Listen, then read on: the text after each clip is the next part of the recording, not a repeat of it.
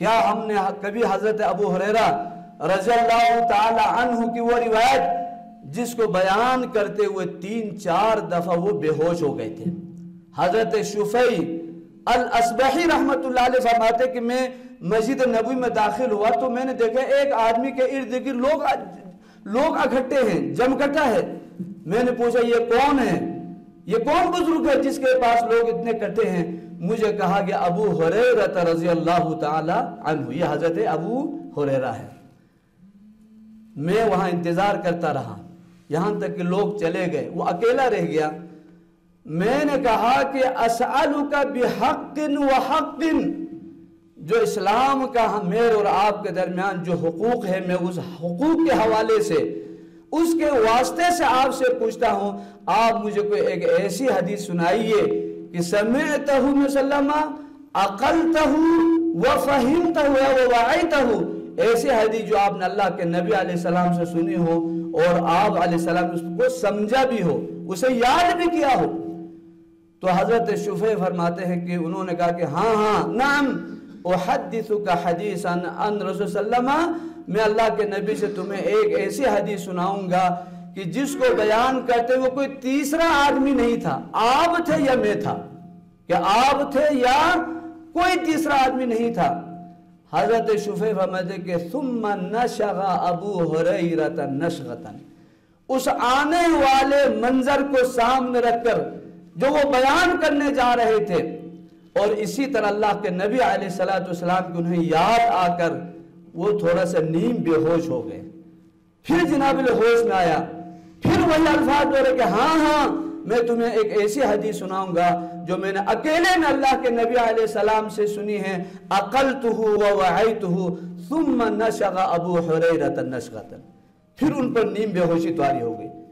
چوتھی دفعہ حضرت ابو ہریرہ کے متعلق حضرت شفیع فرماتے ہیں کہ فقاد یخر علی وجہہ، کہ وہ چہرے کے بل بے ہوش ہو کر گرنے لگے۔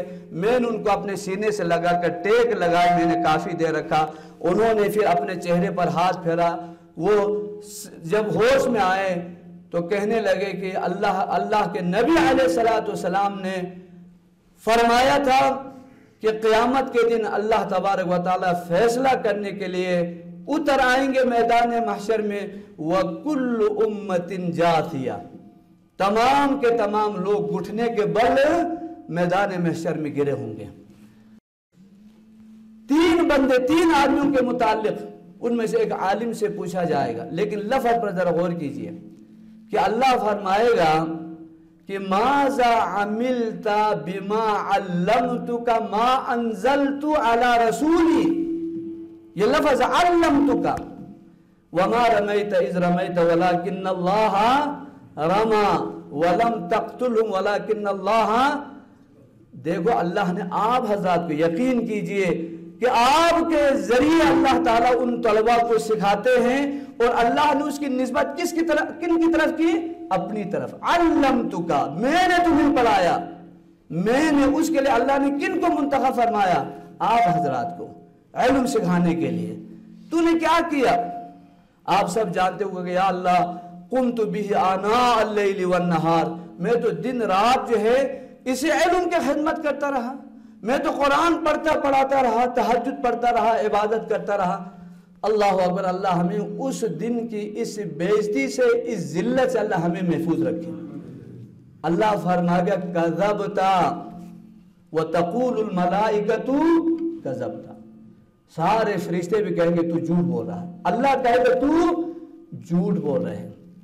یہ جو سخی کبھی ظاہراً شہید کے بھی قصہ بیان کرنے کے بعد حضرت ابو ہریرہ فرماتے، ذرا دل تھام کر سنیے، اگر ہمت ہے تو سن سکتے تو سنیے کہ حضرت ابو ہریرہ فرماتے کہ ثم ضرب وسلم علی رکبتی، پھر اللہ کے نبی علیہ السلام نے میرے گھٹنے پہ ہاتھ مارا اور فرمایا کہ اولئک الثلاثۃ اول خلق اللہ تسعر بهم النار یوم القیامہ، اولئک الثلاثۃ اول خلق اللہ تسعر بهم النار یوم القیامہ والعیاذ باللہ، جہنم کی آگ بڑکائی جائے گی اس عالم دین کے ذریعے जहन्नम के आग भड़काई जाएगी उस सखी ज़ाहिरन सखी के हवाले से जरिए से जहन्नम की आग भड़काई जाएगी उस रियाकार ज़ाहिर शहीद के हवाले से।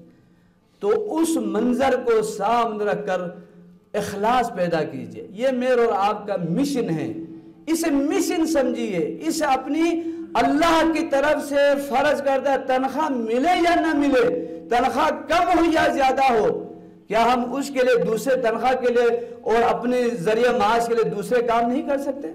आपने मुहद्दिसीन के अलकाब नहीं पढ़े? अबू सालेह ज़कवान अज़्ज़य्यात भी हैं और अस-सम्मान भी उसी का नाम है। वो तेल का कारोबार करता था, वो जनाब अली घी का कारोबार, शाम में मुहद्दिस है अबू सालेह ज़कवान यानी अस-सम्मान और अज़्ज़य्यात। कोई बज़ाज है जो कपड़े बेचता था, और कोई काम। और सबसे बड़ी मिसाल हमारे सामने मुहद्दिस असर शेख मोहम्मद नासिरुद्दीन अलबानी रहमतुल्लाह अलैह के हैं। वो क्या थे? गड़ी साज थे।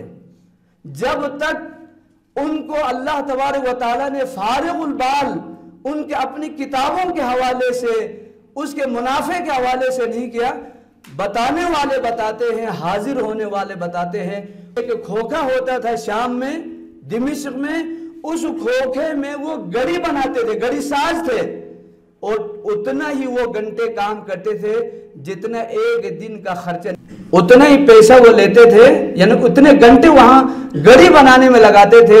वो कहते बेहतरीन गड़ी साज है, माहिर तरीन गड़ी साज, उतने घंटे वो काम करते जितने एक दिन का 24 घंटे का घर का और अपना खर्चा चल जाए। फिर वो दुकान बंद करके वो लाइब्रेरी चले जाते थे।